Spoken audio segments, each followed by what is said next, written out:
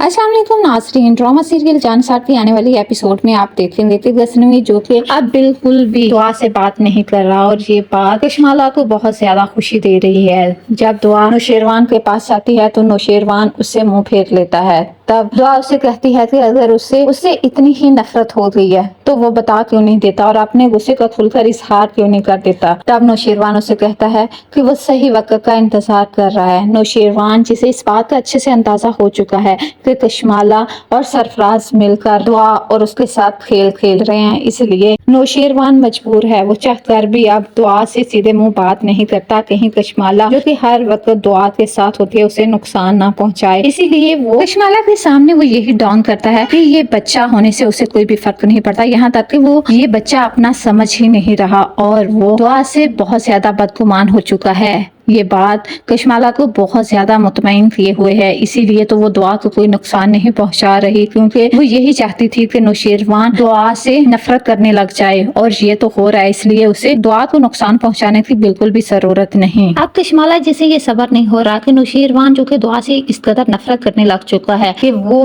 दुआ को धक्के देकर इसके घर से निकाले, इसलिए वो सरफराज को कॉल करती है और कहती है कि अब इस खेल को अंजाम देने का वक्त आ चुका, अब वो मजीद इंतजार नहीं कर सकती। अब आखिरी चाल तो बहुत ही धमाकेदार होनी चाहिए जिससे नौशेरवान दुआ को धक्के देकर घर से निकाल दे। इस तरह उसका बदला भी मुकम्मल हो जाएगा और दुआ नौशेरवान की जिंदगी से भी चली जाएगी। तब सरफराज उसे कहता है कि इस चाल में बहुत ज्यादा रिस्क है, अगर नौशेरवान ने उसे गुस्से में आकर कुछ कर करा दिया तो फिर तब कशमाला उसे कहती है कि उसे फिक्रमंद होने की बिल्कुल भी जरूरत नहीं, वो उसे कुछ नहीं होने देगी और वैसे भी इतना रिस्क तो तुम्हें लेना पड़ेगा, आखिरकार तुमने अमीर जो होना है। बहुत ज्यादा सोच विचार करने के बाद सरफराज दुआ के घर पहुंच जाता है और तब कशमाला जो कि सरफराज को अंदर लेकर आती है और उसके बाद उसे दुआ के कमरे तक पहुंचा देती है। दुआ जो कि नौशेरवान का इंतजार कर रही होती है, जब सरफराज उसके कंधे पर हाथ रखता है तो उसे यही होता है कि नौशेरवान है। वो उसे कहती है कि मुझे पता था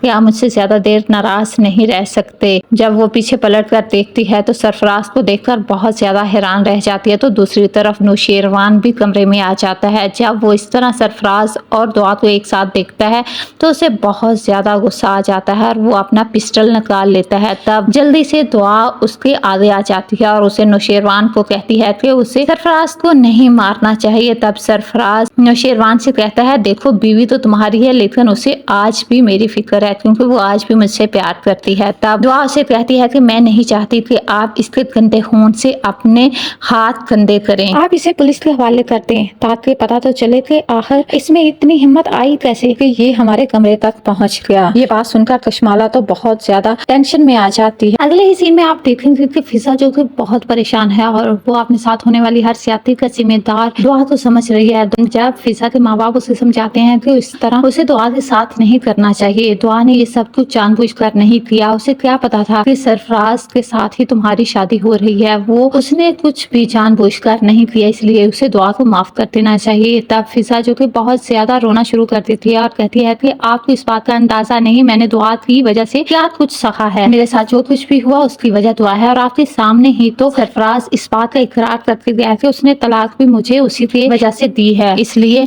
मुझे समझाने की बजाय आपको समझने की जरूरत है, मेरे साथ जो कुछ भी हुआ वो दुआ की वजह से हुआ और इसलिए मैं दुआ को कभी भी माफ नहीं करूंगी। आज अगर मेरा बच्चा अपने बाप के होते हुए भी यतीम हुआ है तो सिर्फ उसकी वजह से।